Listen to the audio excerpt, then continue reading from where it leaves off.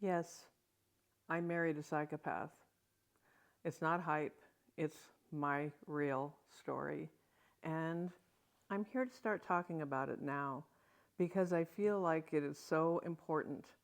There's, there are so many cautionary tales in this. And I want to start by sharing the fact that a lot of you may have heard me speak over the years about being homeless in my 40s. I have occasionally said it was because of a one-time incident of domestic violence, but I've not talked about it and to any great extent. I'm a little nervous right now because I literally have not spoken of this to anyone except my husband in any great depth for over 30 years. 30 years. That's how much of a grip this has had on me. And, I have shared that I'm 75, and so there is a kind of an element of, if not now, when? Because if it could happen to me, I know it does happen to others, and I know it could happen to so many more. And so if what has happened to me in some way can help someone else, prevent one person even from nearly losing their life or actually having that happen because they encounter a psychopath, then it's all worth it. I admit to feeling some nervous flutters, some butterflies, because there's still a part of me that thinks, what if this individual decides to take revenge now, over 30 years later? But that's like old fear also rising up, but it's also practical. 30 years, right? So here's the thing. I was married for 18 years to my kid's dad. And when we got a divorce, and I decided to venture out into the world of dating, and I met this individual, I made several mistakes right off the bat that I want to talk about. Now, one of the things, kind of the rules of the road here are, one of them is that I'm not going to name this individual. I'm not going to give them any more attention as far as making them a real person, even though they very much are, and they're still very much out there in the world. They're the same age as me, by the way, at this point. I was living in Eastern Washington when I went through a divorce. I was living in Pullman, Washington. And I decided that I needed to get out of the small town and to restart my life, and I went to Seattle. And so I did. And I encountered this individual through a personals ad. And this was when the personals ads were literally like little ads in the newspaper. I mean, it wasn't even much of an online thing at that point. And after some conversation, I decided that I would meet them. And I thought I was being very careful. I was really meeting them in a neutral place, just going to have a short meeting, all of those things. But here's the first thing I want you to know. When I met them, there was something in me that started a little signal, basically saying, something's not quite right. Something's off. Is there something off? And there was a part of me questioning. I couldn't put my finger on it. I couldn't articulate exactly what it was, but it was just kind of is there a problem here? That's the first clue right there. That when you have that sense, if you have that sense, pay attention to it. Now I'm going to do a little bit of ahead of the game here scene of what happened eventually. Because what happened eventually from this situation was that I ended up on a national talk show. Actually, it was Maury Povich, back in the day when Maury Povich was still a respectable journalist and not a shadow image of Jerry Springer or one of these more sensational shows, which he unfortunately devolved into. But at the time, it was a very respectable talk show. And the only thing I'm going to tell you about that right this minute is that I was disguised, my name was changed. There were a lot of things I'll tell you about another time if you're interested in hearing more of this story. But there was someone from the FBI that was a guest on the panel, and it was about online dating. And this individual, who was an expert in various things that the FBI would be investigating, said that when you have that fear, when the hair on the back of your neck stands up, that's 2,000 years of evolution tapping you on the shoulder, saying, hey, pay attention. Because he and I had a big conversation about this when I was on that show, a private conversation. So I'm going to tell you that too, that when you have that sense, when you get that, what my kids' teachers used to call uh-oh feeling, pay attention to it. So I met this individual, and we began dating, and things moved along very, very quickly. And I thought I'd met just a dream guy, honestly. Tall, nice looking, genius level intelligence, which actually is part of the problem eventually. And welcoming of the fact that I had 2 children, was big into bicycles and very active, lived on a boat, a yacht actually in Seattle at Gasworks Park. And everything just seemed like dream life that moved along very quickly. And at the beginning, it was like that for a while. The charm, all of that. And feeling like I'd finally found something great after a marriage that was emotionally really devastation for 18 years. And so I ended up marrying this guy. I literally married him. And quickly, things went another direction. Now, the reason, again, that I'm doing this, see this box right here? Maybe you're wondering, why is this old dusty box sitting here? I have kept all the records from this time of my life for over 30 years. There's 2 boxes just like this.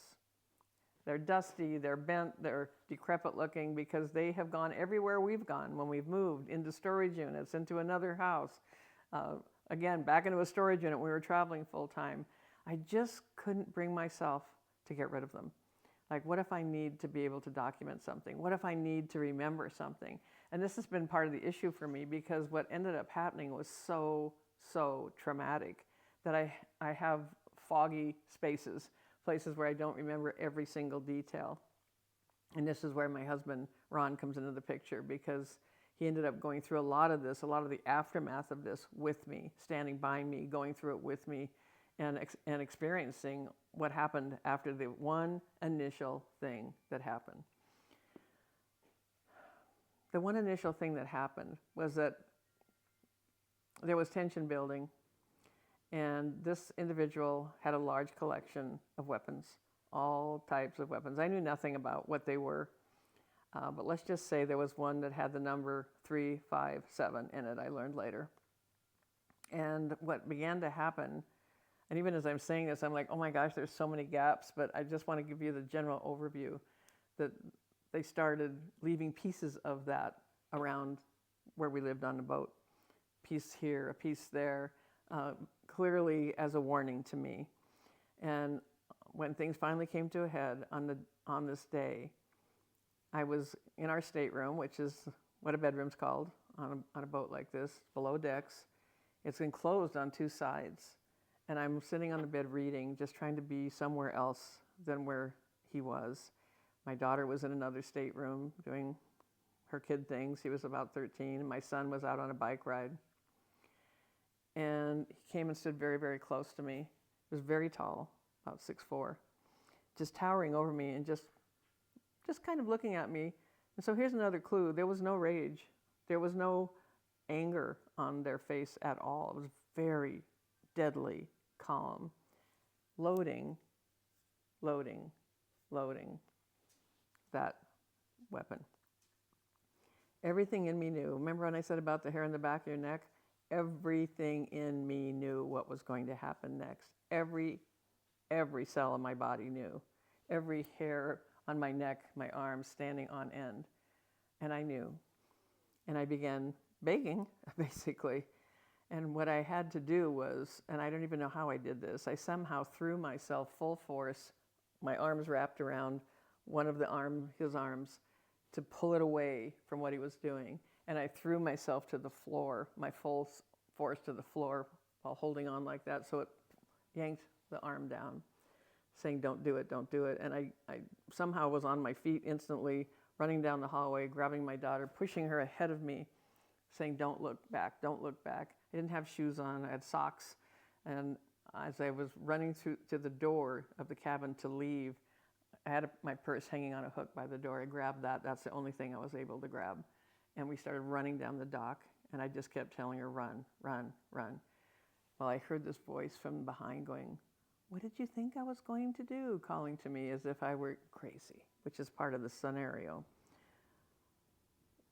One of the really hard for me to understand, but definitely knowing this is what happened, things with all of that, was that when I was I was in my 40s when this was happening. When I was in my 20s, early 20s, I had a complete vision, a mental picture of darkness, of facing darkness, and something happening with a similar weapon to that part of my head. And it was so real and so unbelievably weird, because I'd never been around anything like that I began to cry and went to my mother and was telling her, I don't know why I'm having this. It was an awake kind of a vision. And she was like, it's just your imagination. Everything's fine. It's just your imagination. That was over 20 years earlier. Had never happened since. Had only happened that one time. And in that moment, in the flash of that moment, I knew that was the moment that I had been shown. I knew. And that's part of why I knew with every ounce of my being what the next thing was going to be, that I was that close to it actually happening. It's taken me over 30 years, and I'm going to do something here that I haven't ever done in 30 years. I've never looked in these boxes. There's 2 of them here on the table. They're dusty, they're bent, and I'm just going to peek inside. This is kind of like opening Pandora's boxes, because I feel like all these little heebie-jeebies could just fly out of here. But I'm going to take a look. Oh my gosh. Oh my gosh. Look at this. So many envelopes, so many papers, so many files, so many court documents, because this turned into such a huge thing. And there's a whole second box, same size, also filled to the very top. And you can see it's kind of been through a lot. My thought was that if there's interest in this, we could start exploring what's in here. Look at this. I'm going to take one piece out. You can see how yellowed it is. That's what 30 years will do to a piece of newspaper. There's a Post-it note on it telling me to call someone, mail's box, postage, another person I'm going to call. Oh my gosh. Do you know what it is?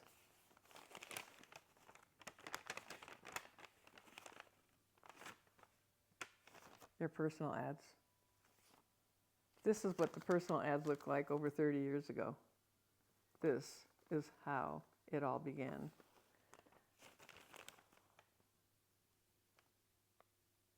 Oh my gosh. I'm going to have to take this in small doses. It looks like it's from the 1800s, but it was just about 31 or 32 years ago total. So, what's the point of all of this? The point of all of this isn't, I knew when this happened to me that I was never going to call myself a survivor, that I was going to be a thriver. When I was in the fog that happened after this one event, which I haven't even really gone into great detail on, I can, but not right this minute. But even then, I was just in a fog of what has happened to me? How could this have happened to me? And so this isn't about, someone once said, when you share something really personal about your life, don't do it while you're still bleeding. Don't do it while you're still hemorrhaging. Well, it's taken me over 30 years to feel like I could even talk about this from a place of strength and with understanding the lessons there and helping someone else to not have this ever happen to you. So I'm going to be very curious to hear if you comment if it has happened to you.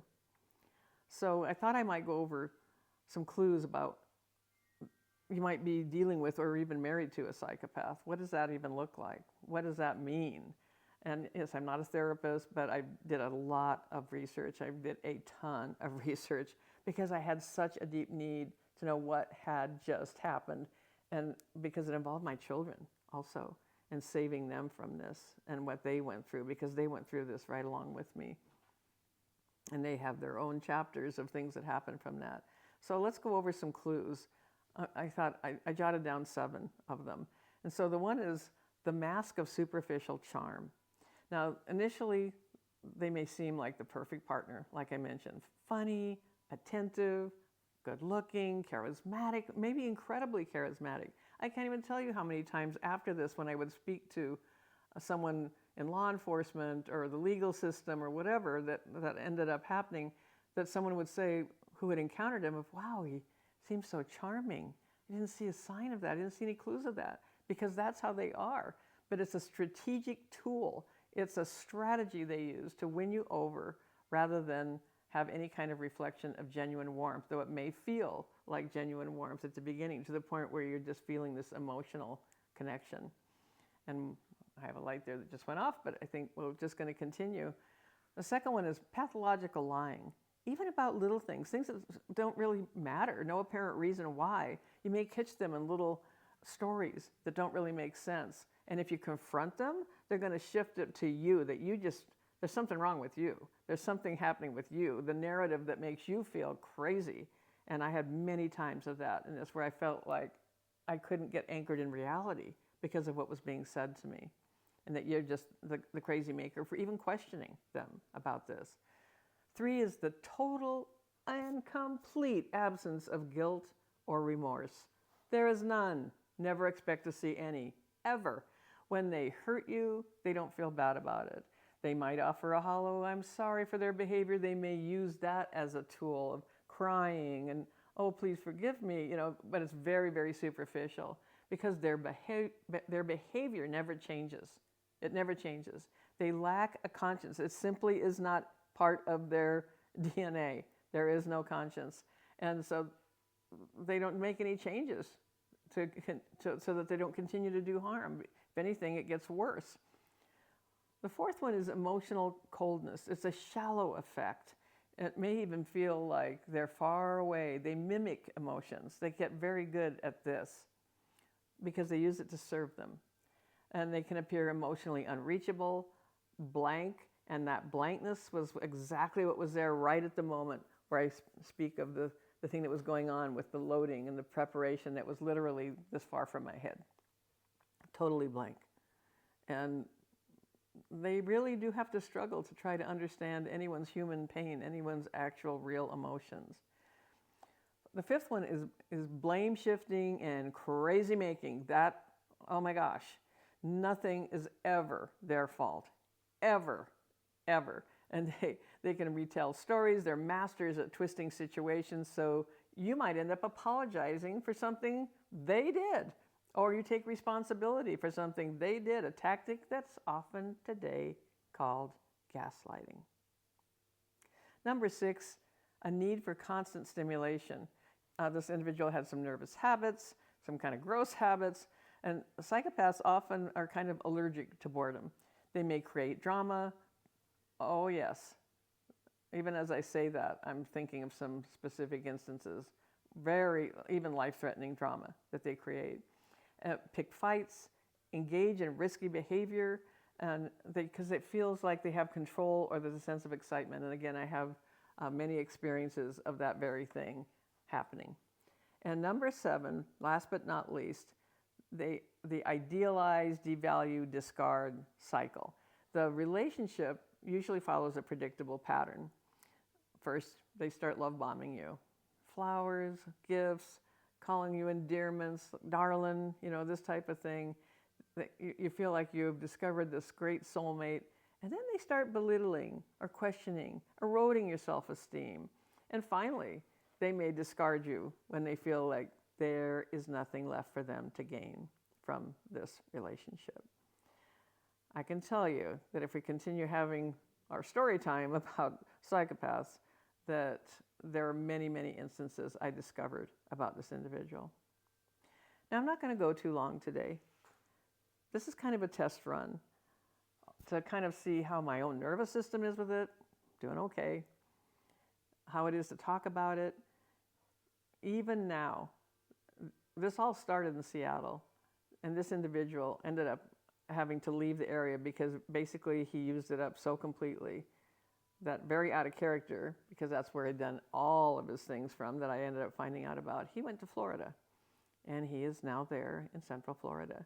I periodically do a little research and discovered along the way that this individual, who is very adept and very, very intelligent, had figured out how to remove themselves from the internet in very many ways. So there's only a tiny, tiny bit of information about them that exists anymore. There used to be a lot. And ironically, they even went to Mexico, not too far from where we were in Mexico, to another expat community at Lake Chapala. And I found some evidence of the same type of activities happening there that I had experienced.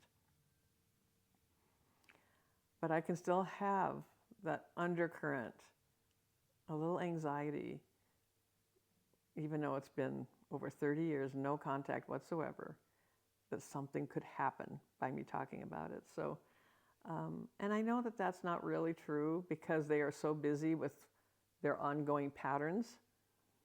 I saw evidence recently that they had been arrested and jailed again, as recently as a month ago.